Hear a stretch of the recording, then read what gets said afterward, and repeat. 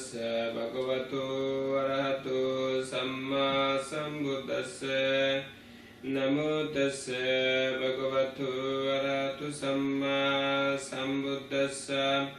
Pay homage to the Blessed One. Dear friend, today I am going to deliver a talk, Jivaka Sutta from Majjhima Nikaya, Sutta number 55. So in this Sutta, Buddha explained that thus have I heard. Do you know who said thus have I heard? Somebody in the audience. The disciple of the Buddha. Yeah. His name was Ananda. Ananda. So he said during the first Buddhist council, thus have I heard in front of 499 arahants. You know. So because wherever Buddha went for delivering Dhamma talk, so Ananda was present all the time. And when he was absent, then Buddha came back and he delivered talk again to Ananda. That's why Ananda was Buddha's attendance. You know? So he could memorize all those Dhammas, whatever Buddha delivered, different places. So when Buddha passed away, after 3 months, first Buddhist council held in India. And that first Buddhist council, 500 arahants were participated. You know? So Ananda was one of them. So Ananda said in front of the arahants, thus have I heard. On one occasion, the Blessed One was living at Rajagaha in the mango grove of Jivaka Kumara Bassa. This is the name of the place. So, Jivaka was Buddha's doctor. Whenever Buddha got sick, the Jivaka always treat the Buddha. Always check the Buddha's body. Whenever Buddha got sick, Jivaka gave the medicine to him and Buddha got better, So, Jivaka was the Buddha's doctor. So, in Thailand and Burma, for the Buddhist monk, had the Buddhist hospital. So whenever Buddhist monk get sick, and they go to the monk's hospital, Then the Jivaka Kumaravassa went to the Blessed One, and after paying homage to him, he sat down at one side and said to the Blessed One, Venerable Sir, I have heard this. There's slaughter living beings. Do you know the meaning of the slaughter? Slaughter means killer. Living beings for the recluse Gautama. The recluse Gautama knowingly eats meat prepared for him from animals killed for his sake. Venerable Sir, do those who speak thus say what has been said by the Blessed One, and not misrepresent him with what is contrary to fact? Do they explain in accordance with the Dhamma in such a way that nothing which provides a ground for censure can be legitimately deduced from their assertion? Do you understand this one? Not clear, right? That means that people kill the animals and prepare food for Buddha. So someone came to the Buddha and asked him. They said that Buddha knowingly accept the meat from the people, because he know that people kill the animals for him. So people blame the Buddha, So this is the questions they are saying to the people. And Jivaka, those who speak thus. So who asks who? Okay, let me explain. Okay. Jivaka Kumaravasaka is the doctor of the Buddha, okay? Went to the Blessed One. And after paying homage to him, to who? To the Buddha. He sat down at one side and said to the Blessed One. One side Jivaka, another side Buddha. Is it clear?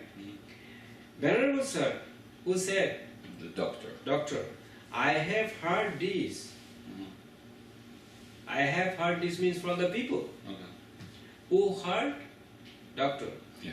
Right. They slaughter living beings for the recluse Gautama.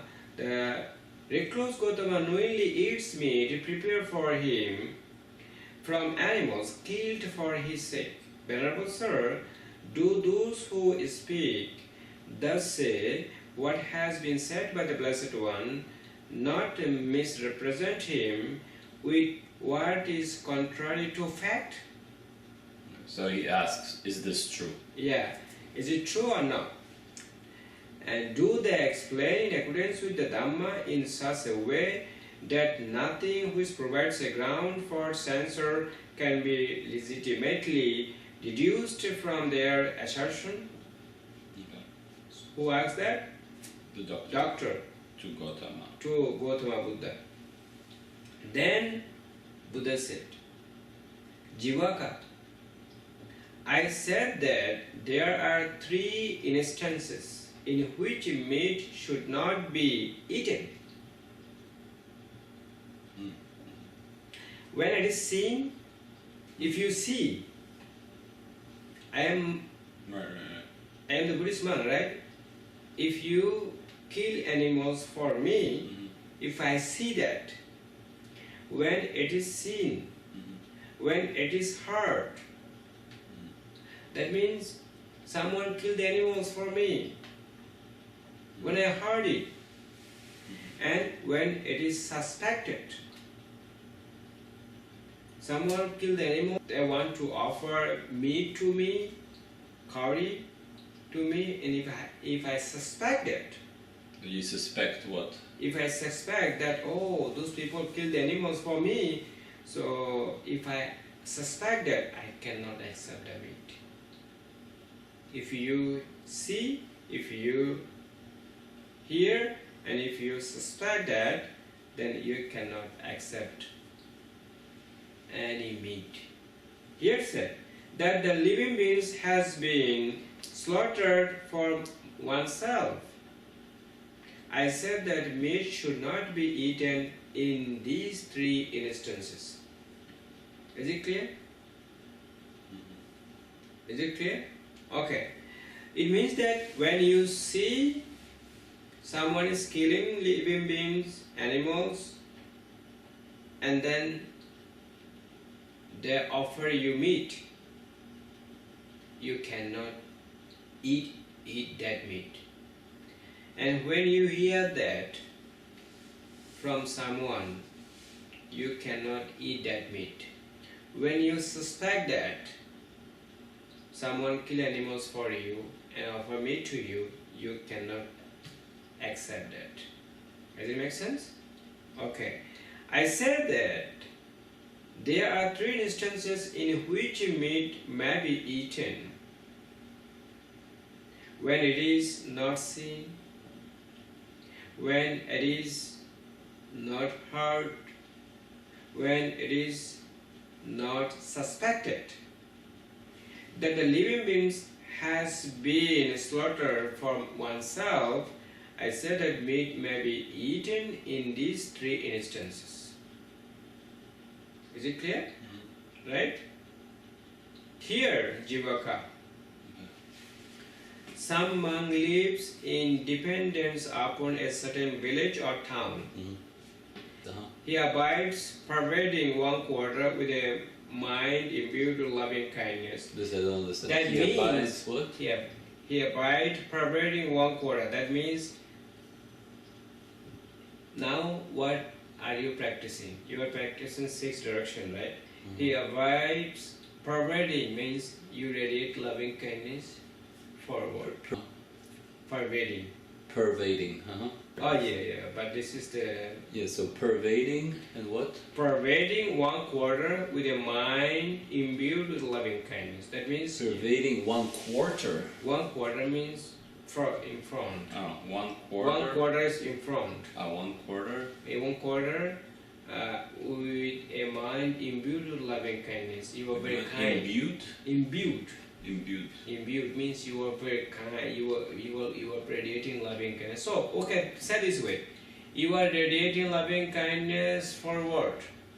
May all living beings be happy. May all living beings be calm. May all living beings be free from suffering. May all living beings be free from danger. May all living beings be free from all difficulties, and so on. So you radiate loving kindness. It will go like that. Slowly to go very far away. This is called pervading 1/4 with a mind imbued with loving kindness. Is it clear? Likewise, the second, backward. Backward. You radiate loving kindness to the backward. And likewise the third, left side. 5 minutes. 5 minutes. 5 minutes. And likewise the fourth is right side. 5 minutes. So above, upper, below, down, right? Around, and everywhere. And to all direction. As to himself. He abides. He abides. Yeah. Again. He abides. He abides pervading the all-encompassing world with a mind imbued with loving kindness, abundant, exalted, immeasurable, without hostility and without evil. That means... With the hostility. Yeah, hostility. That means, they're explained differently because Buddha's word, those things was Buddha's oral language. Right. There's something still repetition. Right? So, the what I taught you, you just do like this. You radiate loving kindness 6 direction. I can go 6 directions. 6 direction means 1, 2, 3, 4, 5, 6. It's called 6 direction. And then all direction together. That way is more easier. Okay? So do that way. That's why I told you when you said my feeling is not here, my feeling is in the head. So I decided I should deliver talk Jivaka Sutta. Yeah, because that way it will be clear. Now, do you understand how do you practice that? Just you try to sit when you sit on the chair. Just erect your body like that all the time. Don't practice like this. No, this is in that way you get drowsy. Sleepiness will come. Hindrances will come to you. Then what will you do? When hindrances come, harmonious practice. Use the harmonious practice. Recognize it. Release, don't give attention there continuously. Relax in your mind, body, whole body, and then bring up the whole Sutta by smiling and keep the whole Sutta continuously, right? Is it clear? Yeah. So whenever one of the hindrances come, just use the right harmonious practice. Okay? So forward, you'll just radiate. Sit very nicely, comfortably, no verbalizations. It will go. Your loving kindness expands all direction. But at the beginning, you have to start 6 direction. So here said.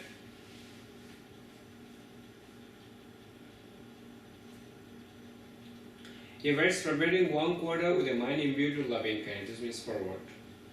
May all beings be happy, calm, peaceful, free from suffering, free from danger, free from difficulties, whatever you want to wish.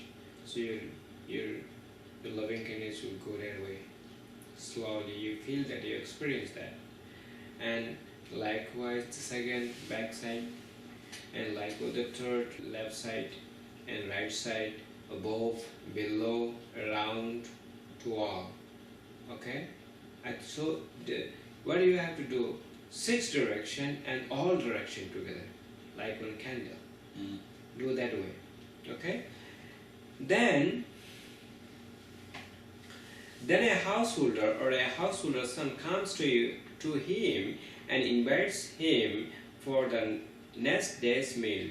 So Buddha is going to explain to Jivaka about one monk. How does a monk live in a village or in a town, right? So he said that then a householder or a householder's son comes to him and invites him for the next day's meal. The monk accepts if he likes. Because in this case, the monk knows that the Yeah, he animal knows. will be slaughtered for him. Right. If he knows, So then- normally he should not accept. yeah. But If he practices loving kindness, loving then, kindness, then no. It doesn't mean that normally he should not accept, because Buddha never prohibit. But he said if it's suspected, If he see someone killing living beings for him, if he suspect, if he hears, okay, but I mean if somebody invites him, okay, you suspect that he killed for he you. cannot eat the meat. Yeah, then he should not eat the He meat. should not eat. But here he says if he practices the monk practices loving kindness, Okay? then he can choose. No, we didn't finish yet. We didn't finish yet. Okay. He said that the monks accept what? What accept? Invitation, not food. The Buddha is not talking about the food. Okay. The monk accept if he likes. You come to my center. He said, Bhante, I want to invite you. Could you come to my home? And I want to offer lunch to you. So, if I like, I will accept your invitation. So that one is saying Buddha. When the night is ended, in the morning he dresses and taking his bowl and outer robe. Do you know the bowl? Outer robe? What is the outer robe? There is one outer robe here, we put here. We use as a blanket, you know. So this is called outer robe. And goes to the house of that householder or householder son and sits down on a seat made ready. Usually in a Buddhist country, and also non-Buddhist country who are Buddhist people, when they invite Buddhist monks, you know, when the Buddhist monk, before arriving at home, people prepare seat for him. Bhante, this seat for you, you can sit here. In Burma, Thailand, usually they do that. And in my country too.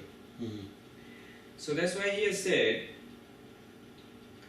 the monk sit down on a seat made ready. Made ready. Yeah, made ready. Then the householder and the householder's son serves him with a good alms food. They offer food to him. You know? And this tradition is very strong in my country, actually. Whenever lay people invite monks, they serve food to the monks. You know? He eats that alms without being tied to it, infatuated with it, and uttering committed to it, seeing the danger in it, and understanding the escape from it, what do you think, Jivaka? You see, Buddha now asked him.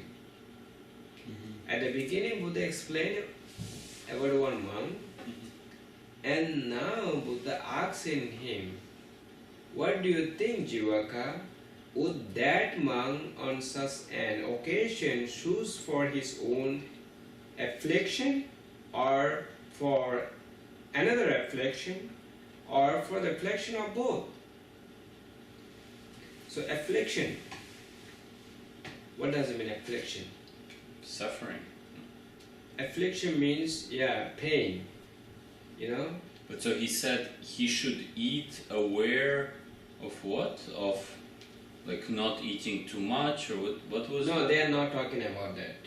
When you go through a little bit down, then it will be more clear. So he has said, what do you think, Jivaka? Can you read the sentence just before where he says Before that? like of the danger or something?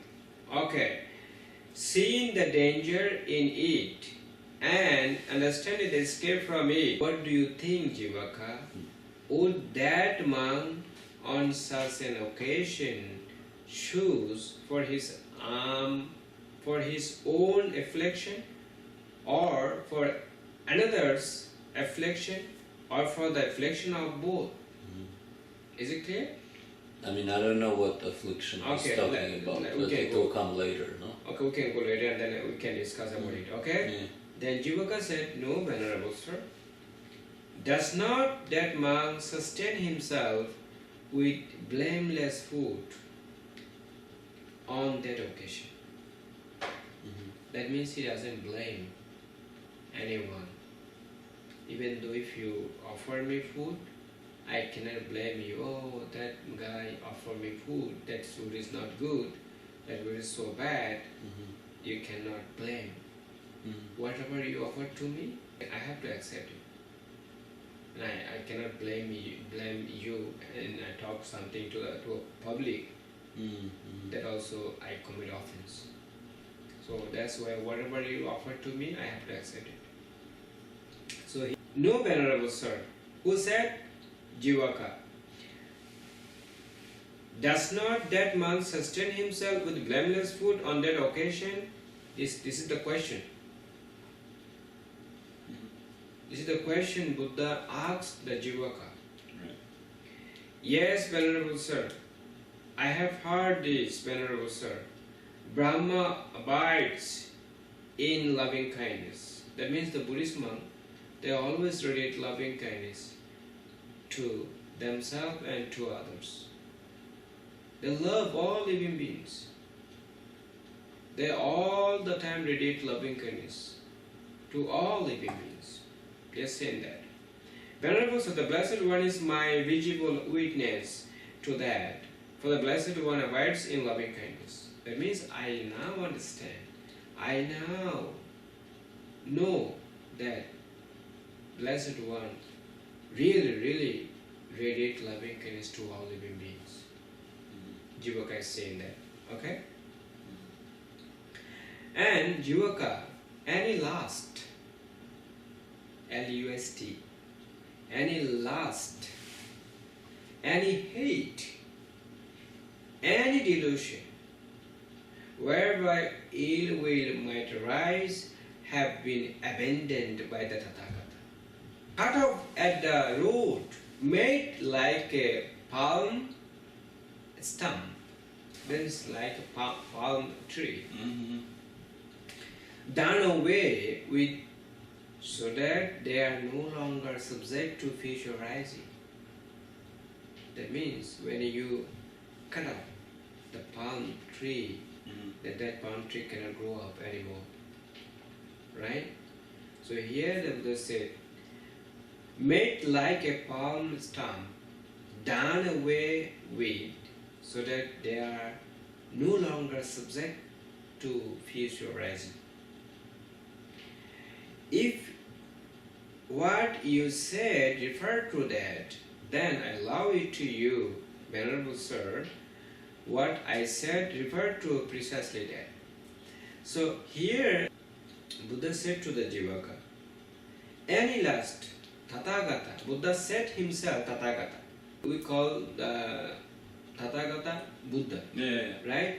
But Tathagata Buddha said himself, Tathagata said this.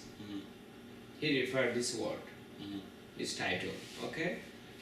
So practicing loving kindness meditation. So when you practice this loving kindness meditation, as I told you, two things very important. One is harmonious practice, another one is hindrances. So when you understand hindrances and use the harmonious practice right effort, then it's easier for you to practice loving kindness meditation. You know, even though you feel sad, use the harmonious practice. Because the sad also one of hindrances, I think. Because this is unwholesome. You feel sad, you suffer. Mentally you are suffering, right? Just a negative thought is coming in your mind, and then your mind is not sharp, right? You are getting, how to say, you are getting tired, you are sometimes worry and fear, all those things unwholesome, right? Even sadness unwholesome. So use the harmonious practice. You know, recognize it, release. Don't keep attention there continuously. Relax in your head and your mind, the whole body, and bring up the whole samta by smiling in a state of whole samta. So this is the way how to practice loving kindness. So now you are practicing 6 direction. 6 direction. Just whenever you practice, you start from the 6th direction. You don't radiate loving kindness to yourself anymore. No radiating loving kindness to a spiritual friend. Because I change your meditation, right? So that's why you have to do 6th direction. That means one who attained 4th jhana, so they practice 6th direction. And those monks here, what the Buddha said, they are advanced meditator. So now you are advanced meditator because you attend the 4th jhana. So when you attend the 4th jhana, you have to start from the 6th direction.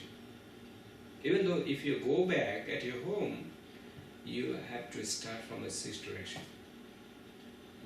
Not go to the from the beginning. Okay? Is it clear? Okay. So now we can go next. Here Jivaka, a monk lives in dependence upon a certain village or town. He avoids forbidding one quarter with a mind imbued with compassion. So you see, when you know how to practice loving kindness meditation, then for you, compassion meditation will be more easy. So where will you practice compassion meditation? You are practicing 6th direction, right? May all living beings be happy, calm, peaceful, free from suffering, free from danger, free from all difficulties, free from fear, free from sadness, whatever. Just radiate loving kindness forward, 5 minutes, backward, 5 minutes, left side, 5 minutes, right side, 5 minutes, above, 5 minutes, below, 5 minutes, and all directions the rest of time. Okay? So that way, when you're practicing, 5 hindrances not there, you'll attain another stage. That one is called the base of infinite space. You'll feel like you are on the sky. You'll feel so light. You feel that you don't have body. Only mind is, because that time no body, only mind. The base of infinite space, only mind. Mind will work. Is it clear? So you feel, wow, I am like on the ocean, I am like on the sky. I think I don't have body. So the body, you never feel that you have body. So that stage from loving kindness to compassion, your meditation will change automatically. Your mind will be so soft, more softer than loving kindness meditation. So that one is called compassion.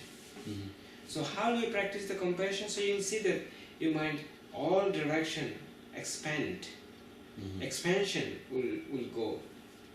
Your mind will be so expansion, all direction. So then in compassion, you'll do the compassion meditation.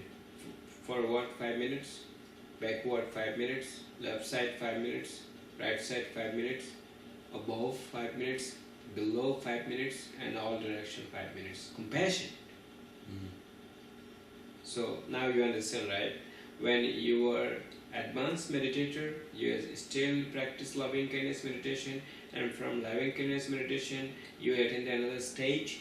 That one is called the base of infinite space. So that time you cannot practice loving kindness meditation anymore. It automatically compassion will go. Compassion. But compassion is what is made living beings be free from suffering? Or? The compassion is different. You feel how my mind is going. It's all direction. Forward, how my mind is. Your mind will be more softer. This is the compassion meditation. But I mean, in words, Mettā is like make people be happy, and compassion is not like that. Compassion. So there's no words related. You feel that. You feel that. Wow, how my mind is going. Your mind will be more soft, more softer, more softer. And then you will say, wow, how my mind is going forward.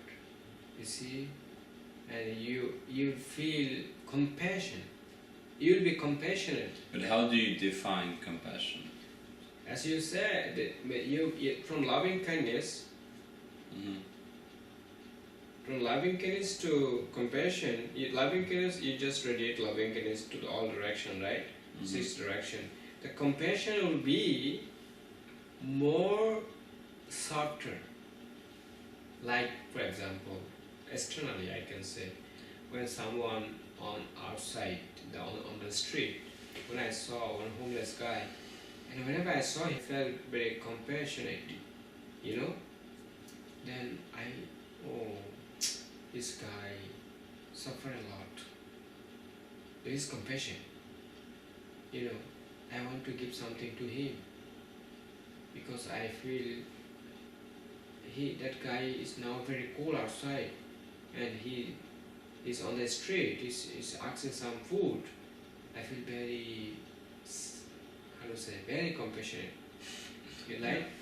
So, but in meditation, when you mind, when you radiate loving kindness, then from loving kindness to it will automatically go to the compassion, and you're feeling how it's going. Your mind will be more and more softer.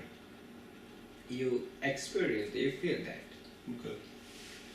You see, on the ocean and on the sky, you feel that. So that way, your compassion. You are doing compassion meditation.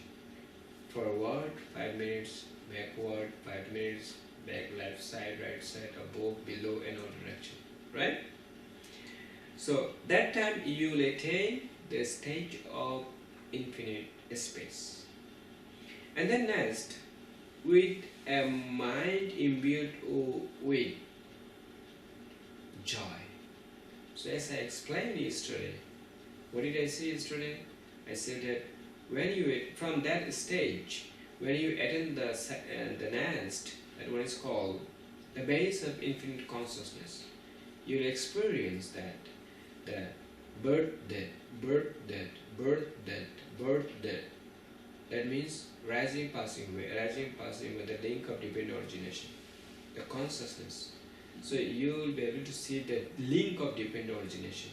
It will rise very fast, very quickly. So you'll see, wow, how consciousness is rising, passing away. So you'll feel that everything is impermanent. So while you're doing the compassion, or while you're doing the joy? While you are practicing mudita, joy, mudita, then you feel uplifted joy will arise in your mind. Wow, how is it rising, passing away, rising, passing away? There is no I, no me, no myself. Everything's impermanent. Suffering, not self. You feel that, and then uplifted joy arises. You'll be able to see the link of the dependent origination that time. This is called mudita. Okay. So you cannot practice any more compassion. You have to practice mudita, the base of infinite consciousness in that stage. Okay? Then, with their mind imbued with equanimity, likewise the second, likewise the third, likewise the fourth, so above, below, around and everywhere, and to all as to himself, he abides pervading the all-encompassing world with a mind imbued with equanimity, abundant, exalted, immeasurable, with a hostility and without ill will. Then a householder or a householder son comes to him and invites him for the next day's meal. The monk accepts if he likes. What do you think, Jivaka? Who is saying that? Buddha. To who? Jivaka. Would that monk on such an occasion choose for his own reflection, or for another's affliction, or for the affliction of both? No, Venerable Sir. Who said? Jivaka. Doesn't that monk sustain himself with the blameless food on that occasion? Yes, Venerable Sir. That means without the blameless, he can accept food. He doesn't blame anyone. If someone blames, then he cannot accept. Because he saw, he heard, and then he suspected. Then one cannot accept the food. Then, the equanimity. Equanimity we call in Pali upeka, the base of nothingness. So when you attain the base of infinite consciousness, you'll be able to see the link of different origination, and then you'll see everything rising, passing away, birth, death, rise, everything impermanence, suffering, not self, impermanence, right? And then you uplifted joy will rise in your mind. Then from that stage, you will attain next stage, that one is called the base of nothingness. And in that stage, most of the people, they couldn't see anything. And they think that, I couldn't see anything, no joy arising, and I couldn't see anything, like empty. Like Jim yesterday called me. He said, Bhante, I don't know what happened. When I sit down for meditation, I couldn't see anything. And I told him, do you know where are you? He said, I don't know. I don't know what happened. He said, according to your explanation, I understand that you are the base of nothingness.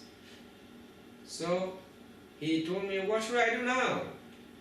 You have to do only watching your mind. Your duty is only watching your mind. Watching. When your mind is just watching, you just little bit unbalanced, use the right effort. Harmonious practice, recognize, release, don't keep attention there. You have to adjust, So before adjusting, you have to use the right effort. Harmonious practice, recognize it, release it, don't keep attention there continuously, relax in your head and your full mind, and then bring up the wholesome thought and keep the wholesome thought continuously, right? Then you'll see your mind will balance again. Then you again watching in that stage. That means your mind is so balanced. You have a lot of insight that time.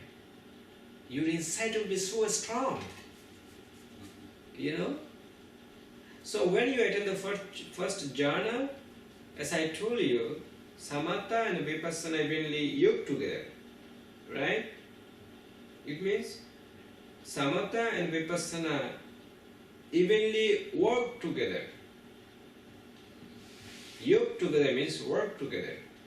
So when you attend first jhana, vipassana insight is there a little bit, and when you attend the second jhana, you insight more than before, and when you attend the fourth jhana, third jhana, you insight more than before. When you attend the fourth jhana, insight more than before, and eventually your feeling will come up in your head. Then you practice 6 direction. Then you attend the base of infinite space. So you, from loving kindness meditation, you meditation with compassion, and from that stage, you will attain the base of infinite consciousness. Then you will practice the mudita, joy, the base of infinite joy, and the base of infinite consciousness. You have to practice joy, mudita, meditation, right? And then from that stage, when you practicing, you will attain the base of nothingness. So that stage, you have to practice equanimity. And that time, your insight will be so strong. Your mind will be so balanced. You will experience anicca, dukkha, anatta, impermanence, suffering, not self. There is no I, there is no me, there is no myself. You'll experience that. Okay? So that one is called equanimity. You see, loving kindness, compassion, joy, and equanimity. These 4 things are called Brahma Vihāra. 4 abodes. Brahma Vihāra. That's why I given my center name Brahma Vihāra, because I teach that. So, then, yes, Venerable Sir, I have heard that, Venerable Sir, Brahma abides in equanimity. That means you are practicing now equanimity. So, Venerable Sir, the Blessed One is my visible witness to that. For the Blessed One abides in equanimity. Jivaka, any lust, any hate, any delusion, whereby cruelty or discontent or aversion might arise, have been abandoned by Tathagata. So when all those unwholesome thoughts, unwholesome things arose in my mind, I abandoned it. Who said? Buddha. To who? Jivaka. Jivaka. You see? Cut off at the root. Cut off the root. Made like a palm stump. Done away with. So that they are no longer subject to future rising. Hatred cannot rise. Lust cannot rise. Delusion cannot rise. So I abandoned it. Buddha explained to who? Doctor. If what you said referred to that, then I allow it to you. Venerable Sir, what I said referred to precisely that. So now you understand what is loving kindness, what is compassion, and what is joy, mudita, and what is equanimity. So these four are called Brahma Vihāra.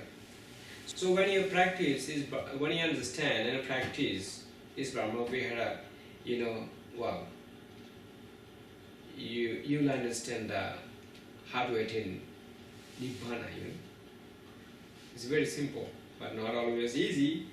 It's very simple. Yeah. Right? If anyone slaughter a living being for the Tathagata or his disciples, he lays out much demerit in 5 instances. Demerit means what? If you think that I am killing these animals for the Tathagata or for his disciple, you did a lot of unwholesome things, that the Buddha said here. You'll gain 5 kinds of unwholesome things. What are they? When you says, go and fetch that living being. This is the first instance in which he lays out much demerit. Much demerit. That means, go and kill that animal. This is the, when you order like that, you gain unwholesome.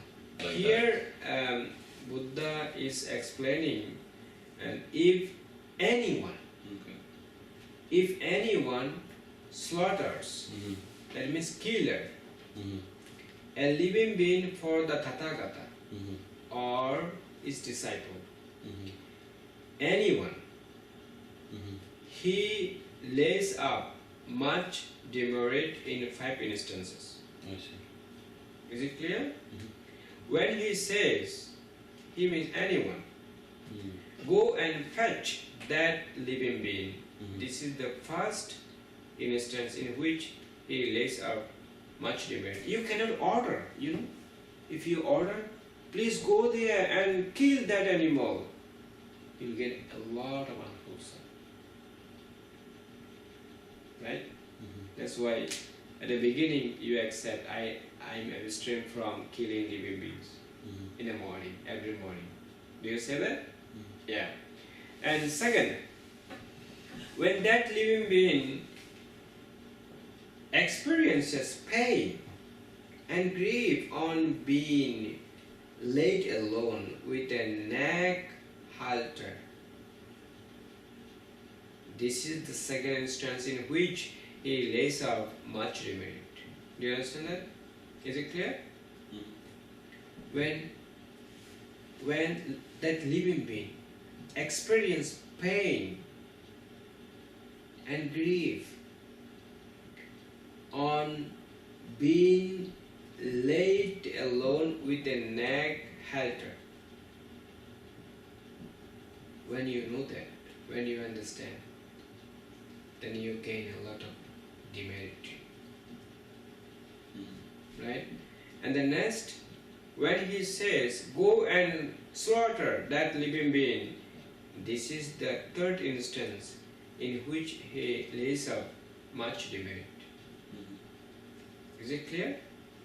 And the next, when that living being experiences pain and grief on being slaughtered, this is the fourth instance in which he lays out that much demerit. And then eventually, when he provides the Tathagata or his disciple with food that is not permissible, this is the fifth instance in which he lays out much demerit. Do you understand that? Yes or no? Yeah. Yeah, right? Anyone who slaughters a living being for the Tathagata or his disciple lays up much demerit in these 5 instances. So, these 5 things, if you do, you gain a lot of unwholesome. And because of that, you'll suffer, whether this life or next life. That's why in Buddhism, the first precept is abstain from killing living beings. That means I will not kill any living beings. That is the first precept. So before practicing meditations, you have to accept that precept, You have to be loving kindness to all living beings. You have to radiate loving kindness to all living beings. You have to love all living beings. So, the end, when this was said, Jivaka Kumaravasa said to the Blessed One, "It is wonderful, Venerable Sir. It is marvelous." Who said? Doctor. The monks sustain themselves with permissible food. The monks sustain themselves with blameless food. Magnificent, Venerable Sir, magnificent, Venerable Sir. From today, let the Blessed One remember me as a lay follower who has gone to him for refuge for life. So this is the end of the sutta.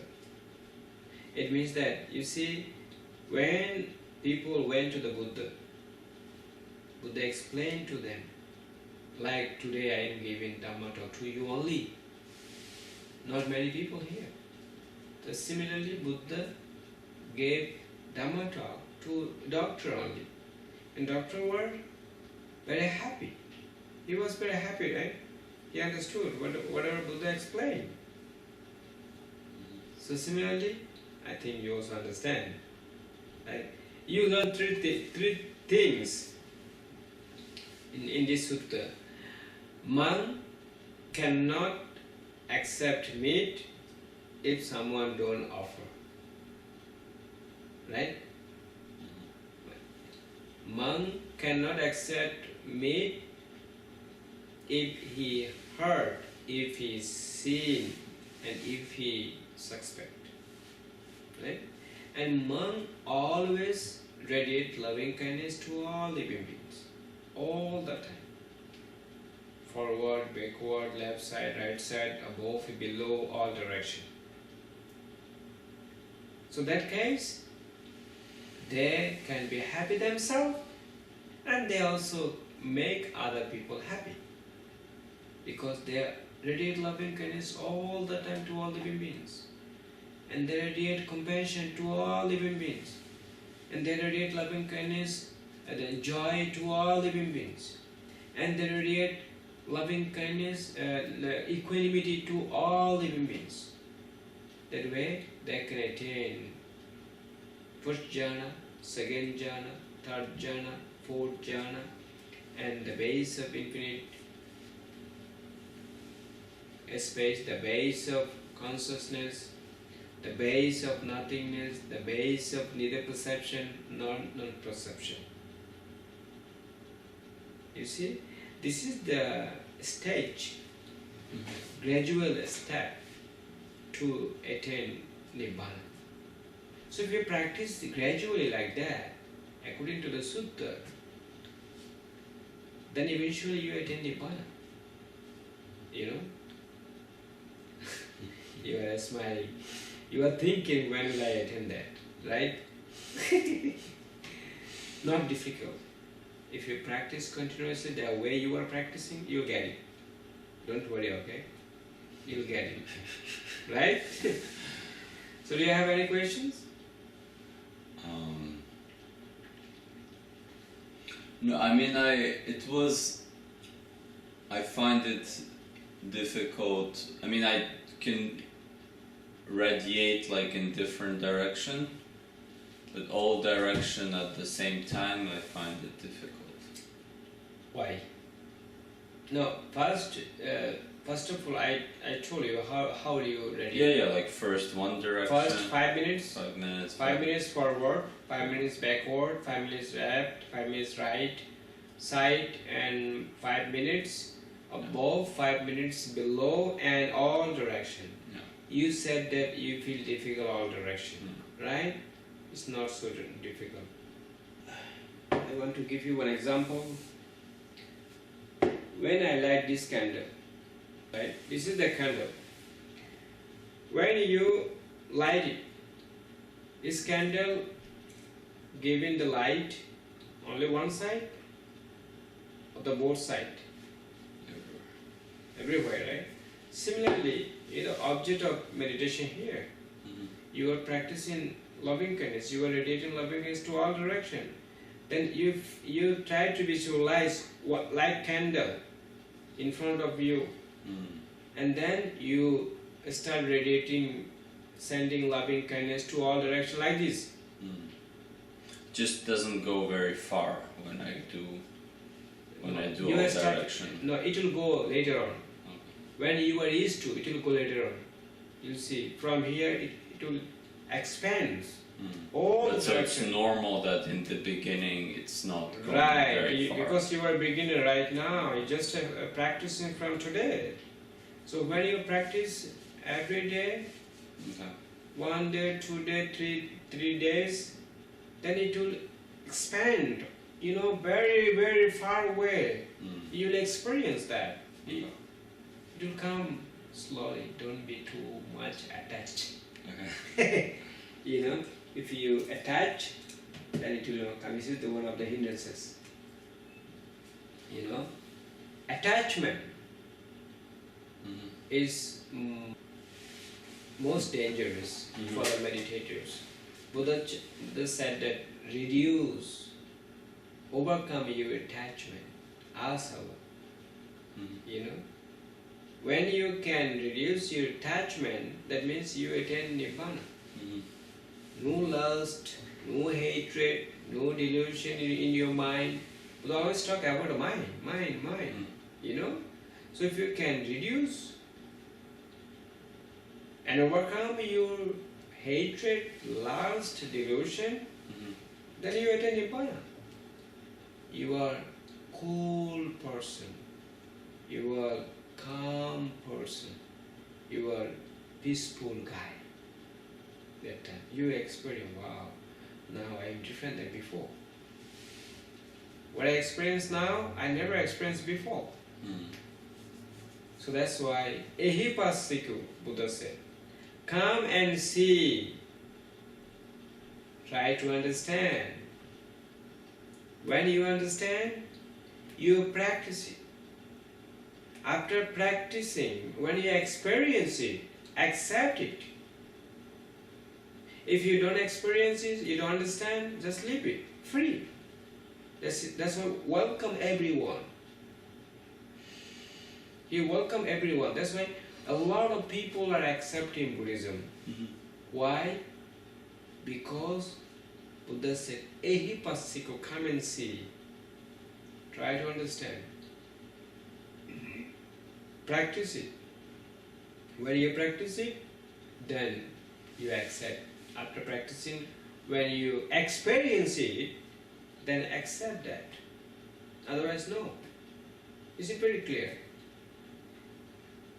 You see, that is why most of the people in the world are accepting Buddhism, because it's practical. There is no blind faith in Buddhism. No, everything practical. Just keep the precept and develop your mind all the time. Then eventually you'll feel happy, you'll feel calm, you'll feel tranquil. Then also you can make others tranquil, peaceful too. You can make other people happy. Right? And try to keep your mind free from hindrances, free from sadness, free from depression. Okay?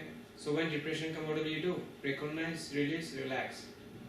And breathe out the wholesome thought. Laugh, smile. And then keep the smiling all the time.